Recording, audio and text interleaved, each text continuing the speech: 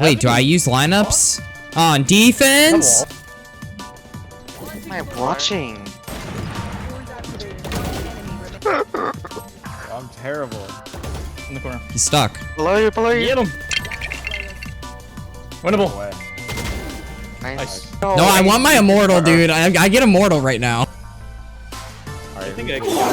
Are you f***ing serious? Oh! It's all Oak's fault. If I just fragged out just a little more and got top frag, I would have had Immortal. Yeah, okay, buddy. Guess we just go fast here. Isn't Vyse? You said let's go. One flank.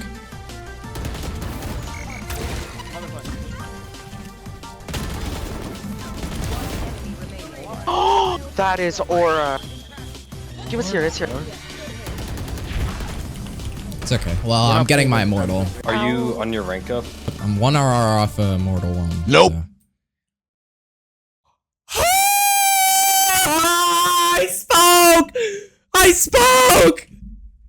I spoke! Cannot be serious, right? They are duo. They're cute together and they live in the same house. Lineups incoming. Get ready to do the same spot right now. Now. I can ult this. I can ult this. Ulting? Both on me, both backside. Close backside. Nice, guys. Dude. Oh my god, this wall is too good. GG's. Give me my Immortal, please. Just give it to me.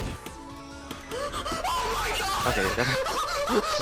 2 months ago, I challenged myself to lock Vyse only in ranked with the goal of one day reaching Immortal. Before starting this challenge, I had zero clue how to play Vyse and only filled agents that weren't duelists. Maybe not the most ideal way to play, but it's what I enjoyed at the time. And with 30 days left in the act, I have finally hit Immortal. You know, this agent really is not that hard, and in this video, I really want to show you guys how easy it is to learn. I'm going to go over my thought process. I'm going to show you the easiest lineups and setups that you guys can do yourself, and then talk about some of the best maps and how to play her right on them. So when I first started this journey, I made a big fuss about how important lineups were for stalling. As you can see, I'm on the A site over here. I'm just going to throw a lineup. It's just going to land all the way in hookah, and I can stall push. Now they can't jump out, and what are they supposed to do? What I didn't realize until now was that there's actually another use for this. If I go over here into this corner, I'll look at the square up on the roof, and I'm going to look a little bit at the top right corner and above it and do a left click throw.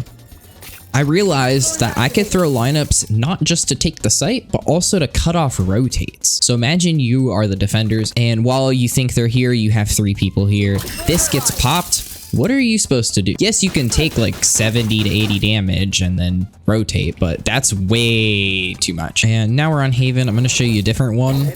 Just throw it at this tree. This cuts off all of C. Like I showed you, there could be 3 people on site here, and the only way for them to rotate would be to go through garage, which just takes longer. Hell, I can even do it on A if I just stand here and throw it right here. And as you can see, it lands here.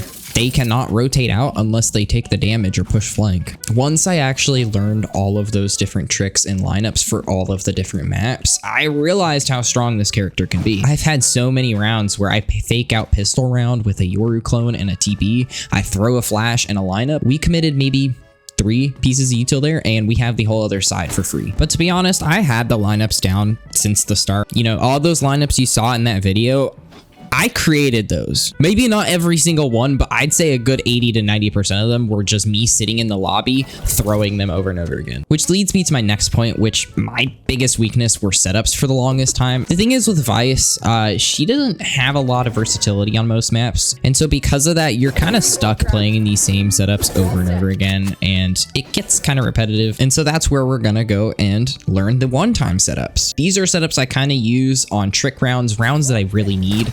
Jumping back through window.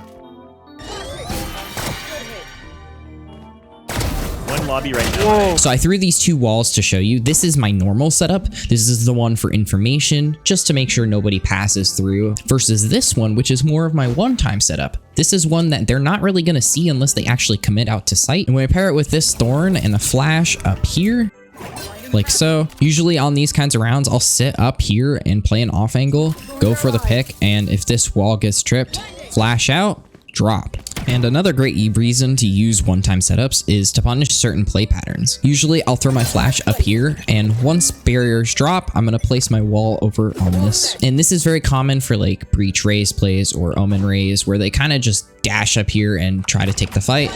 Well, I punish them with the wall and kill them. I mean, there's nothing more to it. Because my default wall is usually here instead to cover for information, they'll usually expect this here, and when they go run up there, they'll be caught off guard. And here's another one that I haven't really featured in my videos. Just place it right here on bind and hookah. If you put your flash right here on top of the roof, you can usually just play for right here in hookah. And once they trip the wall, you go for a flash, kill whoever's here, and then usually they'll still be flash and you can go over the wall. Another big lesson that I didn't really learn until later was actually having to push after I've thrown my lineup. What I mean by this is if I line up here and I do my lineup right, when it goes to land main here to cover the choke, what I usually did was just rotate through spawn, which is a very bad thing. For one, I'm the anchor. I should be staying sight, but because a lot of my teammates weren't really communicating, it was very hard to gauge if they're committing or not. This is why I think the biggest part to ranking up is getting your duelist to do it. Having your duelist to do it is just much better and much safer. If I were to kill somebody but get traded, you know, I lose all of my setup, I lose the sight and the anchor. However, if they die, I'm notified, my wall is still up, my thorns are still up, and they are more likely to survive too because Reyna has a dismiss. She gets a kill, she's gone. Yoru has a TP. This was a huge thing that I did not learn, and it applies to nearly every map you can do this tech on. So really try to recruit your teammates to work a little better. And the biggest part of Vyse that I really like about her is how disgusting her ultimate is. So a map like Haven is a perfect example of this because you are able to ult for retake on both sides, as you can see here. Of course, you can also do it B, covers the entire site on both sides. And A is just really good because, I mean, it covers the entire thing. Now, the one thing I did learn with these is how to actually cut them off on certain spots. This is what I call the ult and thorns combo. And if you learn these ahead of time, you can make your ults way more effective. For example, I can throw this one line up here. It'll land towards long and they almost never see it coming. And then when I run over here, I still have about 6 seconds on my thorns. Ult. They cannot run long, so they are trapped in here. Anybody's sight. And it's not like you can only do it on defense either. Stand in this corner. I look at these two mountains, look under it where it intersects, click, look at the tree, click, pop, pop. 9 times out of 10, this is smoked off, or ask your smokes to do it, and then ult. Nowhere to run, my friends. You are all ulted. Oh, you think you can just hold showers by smoking off the choke and holding it? Newsflash, buddy. I've got a lineup that has your name on it and an ult that's about to rip you to shreds. Let's go.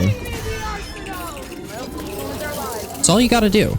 That's all you have to do. They can't go anywhere. I'm just gonna throw this line up. Don't worry about it. Pop that shit. Gimme sight.